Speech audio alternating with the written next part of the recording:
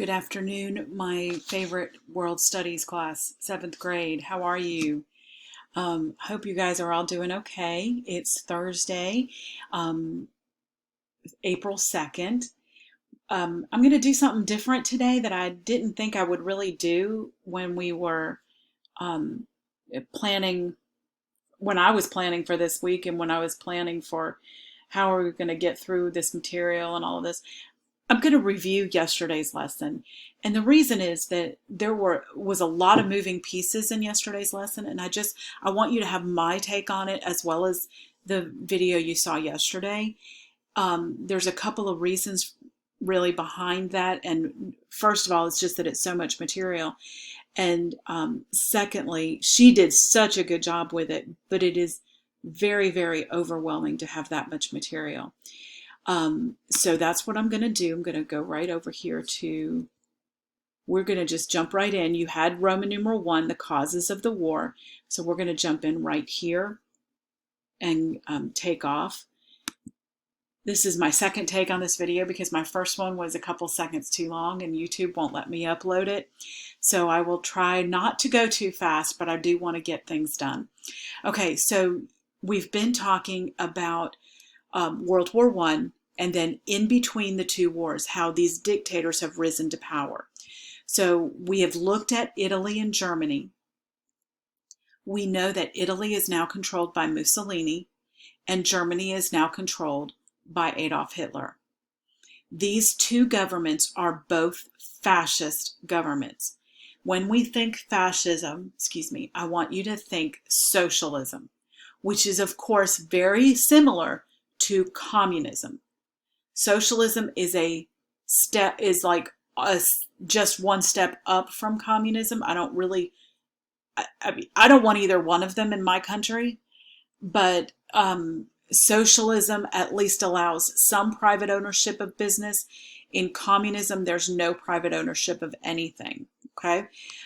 In socialism, businesses are privately owned, but government controlled heavily. Okay.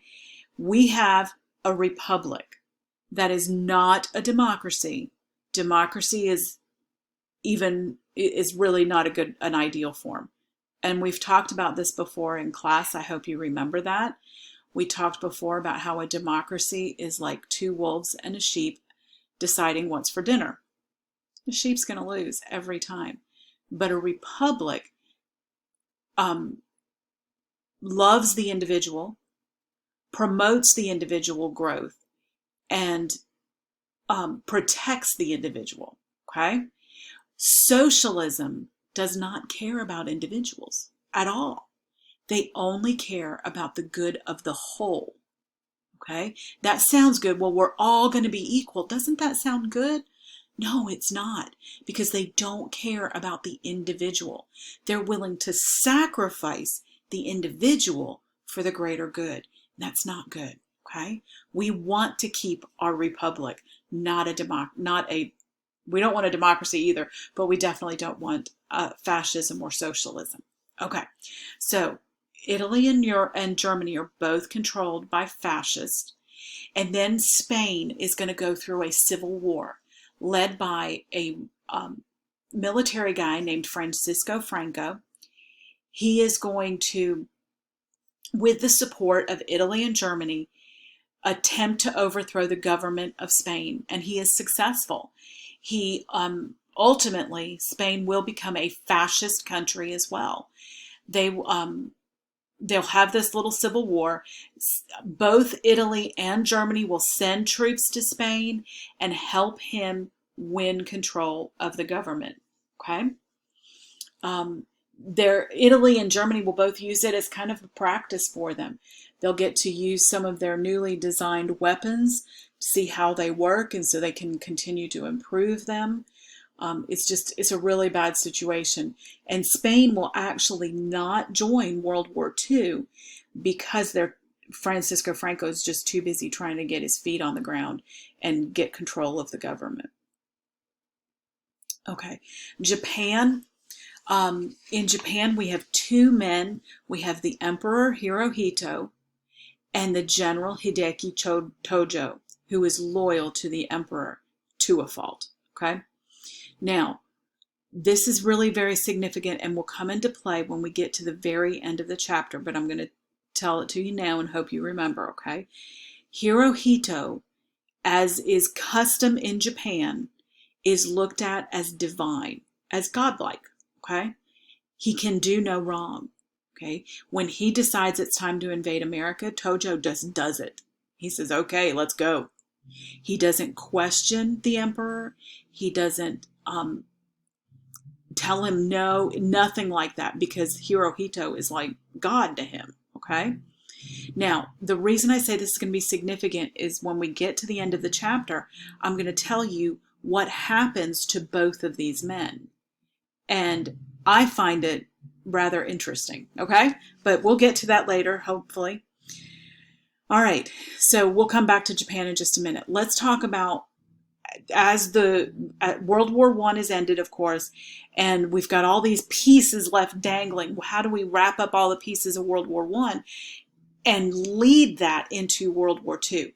Well, remember, we had German grievances. We had the war guilt clause. We blamed them for the entire war. They didn't deserve that, but we did it anyway.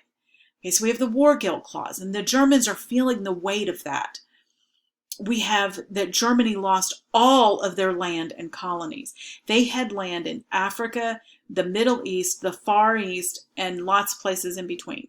Okay, they had a lot of colonies that were providing not only economic benefit to them, but political benefit as well. They lost all of them. They were gone. They were given to other countries. So that Germany is feeling the hurt of that. And then the third thing is that we made Germany pay war reparations. We made them pay war debts. They had destroyed this much of France, so they owed France this much money. Okay? So Germany is really hurting financially. And we already know that the whole world is in the middle of the Great Depression, which isn't helping anything either. So we've got a lot of problems going on in Germany. And then we have the aggression that's going on in the 1930s. Japan, little island that it is, needs more space, needs more natural resources. Two things, space and natural resources. So they invade China. They go into Manchuria, seize land, and then they move into Nanking. Remember, we talked about that a little bit on yesterday's video. Nanking was the capital of China. They moved in there and slaughtered people, just innocent civilians and children and women, and who had nothing to do with the war. And we will never have any idea how many people lost their lives in Nanking. Really, really sad occurrence.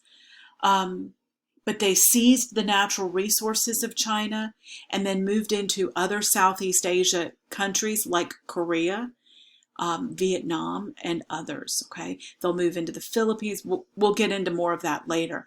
So as they start moving out of Japan and trying to take over these other countries, the U.S. and Britain step up and say, whoa, you can't do that.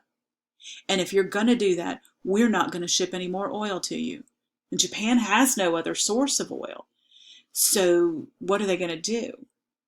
Okay, so this is one way that we in the U.S. and in Britain acted as kind of a big brother to the rest of the world, and we're not going to let Japan be a bully to other countries. Okay. Then we need to look at Italy. Italy, of course, moved down into Africa to the country of Ethiopia, conquered that, and then moved over into the Balkans that we talked about being the hot seat of World War I, conquered Albania, and they're starting to move around some too, and we're like, this doesn't look good. And then there's Germany. Germany's probably the worst one of all. Okay, Germany goes in, they create what they call the Third Reich, or the Third Reign. Okay, Reich is a word that means like kingdom or reign or something like that. They send troops into the Rhineland. I'm going to show you that on a map here in just a minute, which is the area in between France and Germany where they were told not to go. Leave that as a buffer zone between the two countries. They went in anyway. Then they go to the government of Austria and they draw up a treaty. They become allies with Austria, even though the Treaty of Versailles specifically told them they could not do that. And then they move into Czechoslovakia and take the Sudetenland. Now, the Sudetenland is areas that are predominantly German population. So Hitler claimed that those people needed to be part of Germany because they were German and they needed to be part of their own country. That was really not the reason. The real reason was he wanted to move in there, station his troops so he could take over the whole country. That was his plan. Okay, so the British and French leaders sat around a table and talked to Hitler about that. You can't take the Sudetenland, but he said, look, if you just let me have the Sudetenland, I won't take anything more. That's all right. And the other leaders, the British, the French, are like, oh, okay, well, if you're not going to take any more, then yeah, by all means, take the Sudetenland. Thinking that they were going to let him have his way and he was going to be done. But Hitler was a bully. You don't give in to bullies. They apparently didn't realize that. So at the Munich conference, they let him take the Sudetenland. And that just enabled him to take more. Because he wasn't going to listen to what they said. He's a bully. Okay, now here's the land that we're talking about. This was the first thing he took. That's the Rhineland.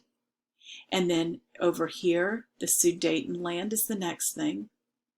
This is Austria down here. He already took that. And the next thing he's going to take is Czechoslovakia. He's coming quickly after Poland. That's going to be one of his first steps. And then he's going to march right through Belgium again and into France. Just like he did in World War I. Okay? We're going to stop there. We'll pick up here tomorrow with one more video to finish up section 1 before spring break. And then we'll have to probably review those videos. It might be a good idea to plan that now, to review these videos before we step into section 2 after spring break. But next week, we're all taking the week off to enjoy ourselves, okay? So I hope you all are doing well. If you have questions that I can specifically answer about World War II, I would love to hear your questions. Please send them to me. If there's things that you, as you're watching these videos, you go, well, this doesn't make any sense, send it to me, okay? That's what I love your questions, okay? And I really want to help you as much as I can, okay?